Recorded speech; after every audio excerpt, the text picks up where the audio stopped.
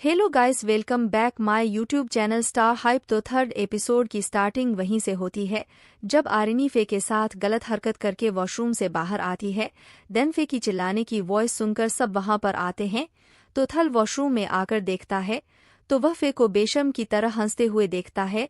मतलब कि फे को कुछ फर्क नहीं पड़ा बिकॉज वह खुद चाहती थी आरिनी कुछ अजीब हरकत करे जिससे फे का फायदा हो। फे सच में बेशर्म है, अपने फायदे के लिए वह कुछ भी कर सकती। खैर, थल फे को इस तरह से हंसते हुए देखता है तो वह कहता है तुम बस आरिनी को गुस्सा दिलाना चाहती थी, बट अब सिचुएशन आउट ऑफ हैंडल हो गई। और इन दोनों की बातों से पता चलता है कि फे को पहला स्टेप आरिनी को गुस्सा दिलाना था एंड सीन क्रिएट करना था, जिस वजह से सारे लोग आरिनी के बिहेवियर के बारे में बातें करने लगे। तो थल फे की हरकत को देखकर सेपरेट हो जाने के बारे में बात करने लगता है कि अगर फे इस तरह से प्रॉब्लम क्रिएट करती रही तो अलग हो जाना चाहिए, नहीं तो बाद में जाकर हम खुद प्रॉब्लम में आ सकते हैं। तो फे थल को एक साथ मिलकर काम करने को कहने लगती है कि अगर जब यह दोनों साथ में मिलकर सीजे एंड आरिनी को रुइन कर दे तो इजीली फे को कंपनी का हेड पोजीशन मिल जाएगा, तो थल को भी फायदा होगा। नहीं तो अगर थल सीजे और आरिनी की साइड हो गया तो थल को कुछ फायदा नहीं होने वाला। यह सब सुनकर लास्ट टाइम फे के साथ काम करने के लिए थल रेडी हो जाता है। तो फे थल को आरिनी और नाइट के बीच ब्रेकअप करवाने की बात करती है। आफ्टर दैट जब आरिनी नाइट के बार में उससे मिलने के लिए आती है, देन वहां पर थल आता है तो नाइट थल को देखकर अपसेट हो जाती है। नाइट आरिनी को वहां से लेकर जाने लगती है तो आरिनी नाइट से पूछती है ऐसा क्या हो गया जो तुम अचानक से नाराज हो गई। थल फिर से नाइट के पास आता है तो आरिनी थल से पूछती है तुम यहाँ पर क्या कर रहे हो, क्या तुम दोनों एक दूसरे को जानते हो। तो थल नाइट से कहता है अगर तुम सच नहीं बताना चाहती तो मैं कह सकता हूँ। तो नाइट थल के बारे में बताती है कि यह वही है जिसके बारे में पहले बात कर चुकी हूँ। तो यह सुनकर आरिनी थल के बारे में बताती है कि यह मेरा असिस्टेंट है। तो थल कहने लगता है तुम शायद पूरी तरह से आरिनी को कुछ नहीं बताए, हमारा ब्रेकअप होने के बाद भी तुम मुझसे मिलने की कोशिश की, मेरे लिए आंटी जो को छोड़ने के लिए भी रेडी हो गई, तुम मुझे हर टाइम मैसेज करके परेशान किया करती थी। तो यह सब सुनकर आरिनी थल को पास्ट के बारे में बात करने को मना करती है एंड अभी की बात करती है कि नाइट अभी आरिनी की गर्लफ्रेंड है तो थल को यहाँ से चले जाना चाहिए। तो थल आरिनी को इग्नोर करते हुए नाइट को कांग्रेचुलेशन करता है कि नाइट के फादर ट्रांसजेंडर है एंड नाइट अब खुद लेस्बियन हो गई। तो जैसे ही थल नाइट को टच करता है तो आरिनी थल को पकड़कर जोर से मारती है एंड थल को वहां से जाने को कहती है। तो आरिनी नाइट को पैनिक होते हुए देखकर उसे शांत करती है एंड नाइट को इस तरह से चुप रहने को मना करती है एंड कुछ भी बोलने को कहती है।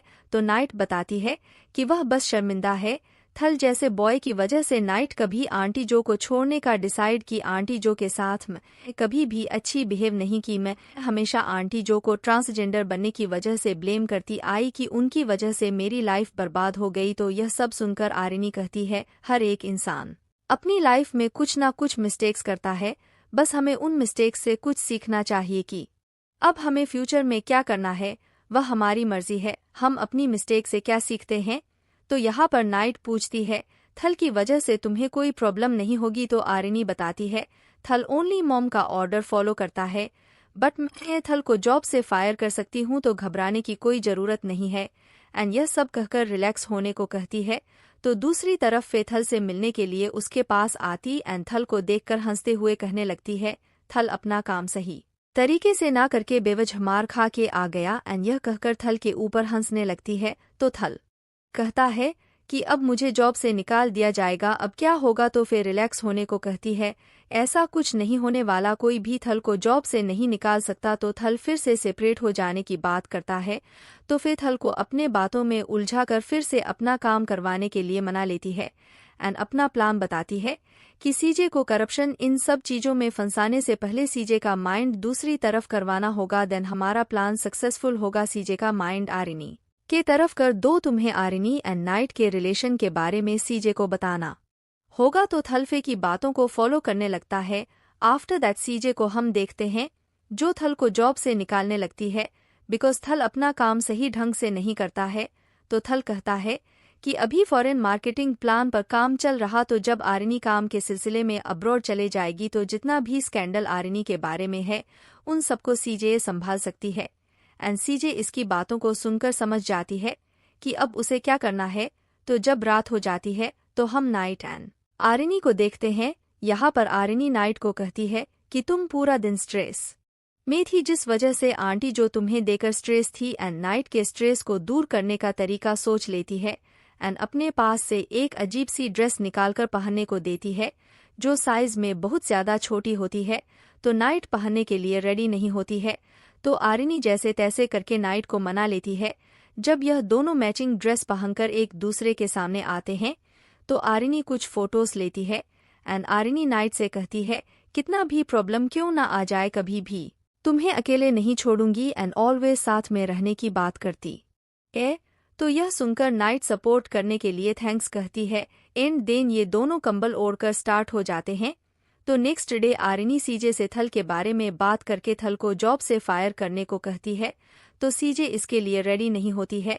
तो आरिनी कहती है कि आप मुझे ऑर्डर नहीं दे सकते, मैं अडल्ट हूँ तो मैं कुछ भी कर सकती हूँ। यह सुनकर सीजे कहने लगती है अगर तुम अडल्ट होती तो हमेशा प्रॉब्लम क्रिएट नहीं करती। तो यही बात पर ये दोनों बहस करने लगती है। तो सीजे आरिनी से एक और डिमांड करती है, अगर आरिनी हर एक बात को बिना कुछ सवाल किए फॉलो करें तो बारटेंडर यानी के नाइट को सीजे छोड़ देगी, वह नाइट को आरिनी के लाइफ में एक्सेप्ट कर लेगी। यह सुनकर आरिनी सीजे की बात मान लेती है।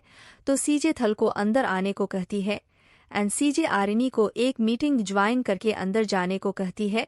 तो आरिनी थल को देखकर सीजे से पूछती है आप थल पर बिलीव क्यों कर रहे हैं, जो मेरे बारे में रूमर फैलाया था। तो थल इनकार करने लगता है कि वह कुछ नहीं किया। सीजे आरिनी को इग्नोर कर देती है। आफ्टर दैट आरिनी नाइट के पास आकर नाइट को आज रात के लिए अपने घर ले जाने की बात करती है। तो आंटी जो पूछती है क्या नाइट तुम्हारे घर पर जाएगी, तो क्या तुम्हारी मॉम को कोई प्रॉब्लम नहीं होगी। आरिनी बताती है कि कोई प्रॉब्लम नहीं होने वाली, मैंने अपने मॉम के साथ एक डील की है जो कि टॉप सीक्रेट है एंड अपने सीक्रेट के बारे में इन दोनों को कुछ नहीं बताती है। तो जब आरिनी नाइट को अपने घर पर लेकर आती है तो वहां पर सीजे इन दोनों से कहती है अगर तुम दोनों डेट कर रहे हो तो ठीक है, बट कभी भी टाइम का फायदा नहीं उठाना, कभी ऐसा काम नहीं करना जिससे तुम्हें नुकसान हो। एंड यह सब कहते हुए सीजे सेम जेंडर वाले रिलेशनशिप के बारे में अपने थॉट बताती है कि एक वुमन कैसे दूसरे वुमन को डेट कर सकती, बच्चे का क्या होगा जब तुम सब ओल्ड हो जाओगी, तब क्या होगा, तुम्हें देखने वाला कोई नहीं होगा। तो यह सब सुनकर आरिनी कहती है जिस तरह एक वुमेन और मैन एक दूसरे को डेट करते हैं उसी तरह सेम जेंडर वाले डेट करते। लव में जेंडर यह सब नहीं देखा जाता, बस हो जाता है। एंड बच्चे की बात है तो जरूरी नहीं है कि बच्चे रहना चाहिए, ओल्ड हो जाने के बाद हम खुद एक दूसरे को केयर कर सकते हैं। एंड आरिनी फिर से अपने मॉम के साथ रंग से बात नहीं करती है एंड कहने लगती है कि आपका भी तो एक बेटी है, तो क्या वह आपको आगे चलकर ध्यान रखेगी, ऐसा तो नहीं लगता। यह सुनकर सीजे ढंग से बात करने को कहती है। तो आरिनी नाइट को लेकर अपने रूम में जाने लगती है एंड हम सीजे को देखते हैं जो इन दोनों के लिए कुछ बुरा सोच कर रखी होती है, बस सिर्फ सही टाइम का वेट करती है। तो कुछ दिन बाद हम देखते हैं जब आरिनी काम के सिलसिले में अब्रॉड जाने वाली होती है तो नाइट आरिनी को सी ऑफ करने के लिए उसके साथ एयरपोर्ट नहीं आती है, बिकॉज बार में जितने भी स्टाफ है वह सब ब्रेक ले लिए है, जिस वजह से नाइट और आंटी जो को आज के लिए बार को अकेले संभालना होगा। तो जब आरिनी से बात हो जाती है तो हम आंटी जो को देखते हैं जो इस जगह की ओनर से बात कर रही होती है कि अब ऑलवेज टाइम पर रेंट फ्री पे कर दिया जाएगा। देन वह लेडी कहती है कि अब यह जगह को ऑलरेडी सेल कर दिया गया है, तो अब तुम दोनों को 3 दिन के अंदर जगह खाली करना पड़ेगा। तो यह सुनकर यह दोनों ही शॉक्ड हो जाती है कि बिना बात किए बगैर कैसे सेल कर सकती है एंड किसने खरीदा उसके बारे में पूछने लगती है कि वह कौन है जो यह जगह खरीदा। तो हम सीजे को देखते हैं जो इन दोनों के पास आती है एंड अब इस जगह का मेन ओनर है। तो नाइट हेलो करती है तो सीजे रूड होकर नाइट को फॉर्मल रहने को कहती है। तो आंटी जो सीजे से कहती है तुम्हारे पास पैसे हैं, तो इसका मतलब यह नहीं है कि तुम किसी से भी रूड होकर बात करो। तो सीजे 3 दिनों के अंदर जगह खाली करने को कहती है। तो आंटी जो केस करने की बात करती है कि बिना बात किए कैसे ये जगह को सेल कर दिया गया, यह इलीगल है। तो सीजे कहने लगती है तुम्हें कंप्लेन करना है तो तुम करो, मुझे कोई फर्क नहीं पड़ता, यहाँ का लॉ कुछ बिगाड़ नहीं सकता। एंड जितना भी आरिनी से पैसे ये सब उधार लिए वह सब इंटरेस्ट के साथ वापस रिटर्न करने को कहती है। एंड यह सब कहकर वहाँ से चली जाती है। आफ्टर दैट यह दोनों ही बार को क्लोज देखते हैं। तो नाइट आंटी जो से पूछती है, सीजे अपने घर पर रहने के लिए परमिशन दी तो वह ऐसा कैसे कर सकती। तो आंटी जो बताती है कि शायद आरिनी के सामने अच्छे बनने की रिटेंड की थी। तो जैसे ही आरिनी अब्रॉड गई वैसे ही वह अपना काम कर दी। तो नाइट आंटी जो को अपसेट देखकर कहती है कि अब नया जगह देखकर फिर से बार ओपन कर लेंगे, घबराने की कोई ज़रूरत नहीं है। तो यह सुनकर आंटी जो कहती है, यह बार को ओपन करने में हमारा सब कुछ लग गया, हमने सब इन्वेस्ट कर दिया, अब हमारे पास कुछ नहीं है, तो अब क्या करेंगे, सब खत्म हो गया, अब हम कभी भी दूसरा बार ओपन नहीं कर सकते। तो नाइट माफ़ी मांगते हुए कहती है कि सब मेरे वजह से हुआ, अगर आरिनी से नहीं मिलते तो ऐसा कुछ नहीं होता। तो आंटी जो अपने आप को ब्लेम करने को मना करती है। देन आंटी जो के पास आरिनी का कॉल आता है तो नाइट आंसर देने को मना करती है। आंटी जो नाइट को समझाती है, अगर आरिनी को कॉल रिसीव नहीं किया गया तो वह बेमतलब का परेशान हो जाएगी, जिस वजह से उसका काम पर ध्यान नहीं रहेगा, तो तुम्हें आरिनी से बात करनी चाहिए। यह सुनकर नाइट आरिनी से बात करती है। तो आरिनी पूछती है, इतना सारा कॉल करने के बाद भी तुम रिसीव क्यों नहीं की। तो नाइट झूठ बोलती है कि बहुत सारे कस्टमर थे जिस वजह से कॉल रिसीव नहीं कर पाई। एंड फिर से कस्टमर का बहाना करके बाद में बात करने को कहती है। आफ्टर दैट हम देखते हैं कुछ लोग सीजे के कहने पर बार में आकर सब सामान को बाहर निकालने लगते हैं। तो आंटी जो इन सब को इस तरह से सामान को बाहर निकालते हुए देखकर मना करती है, तो यह सब नहीं सुनते हैं एंड आंटी जो को धक्का देकर गिरा देते हैं। देन नाइट यह सब देखकर आंटी जो के पास आती है एंड यह सभी इन दोनों को जल्द से जल्द यह जगह खाली करने को कहती है। एंड यह दोनों यह सब देखकर बहुत ज़्यादा घबरा जाते हैं।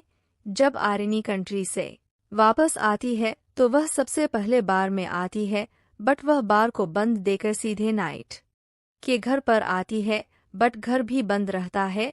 तो आरिनी परेशान होने लगती है कि अचानक से नाइट को क्या हुआ, वह बार बंद क्यों करके है एंड कॉल को क्यों नहीं रिसीव कर रही। तो आरिनी समझ जाती है कि शायद मॉम कुछ ना कुछ नाइट के साथ की होगी। तो सीधे आरिनी सीजे के पास आती है एंड पूछती है, नाइट कहाँ पर है, आपने उन दोनों के साथ क्या किया। तो सीजे कहने लगती है, तुम्हें उसे ब्रेकअप करना होगा, बिकॉज मैं नहीं चाहती लोग तुम्हारे जेंडर के बारे में बात करें। तो यह सब सुनकर आरिनी गुस्सा होकर तोड़फोड़ करने लगती है एंड यहीं पर यह एपिसोड खत्म होता है।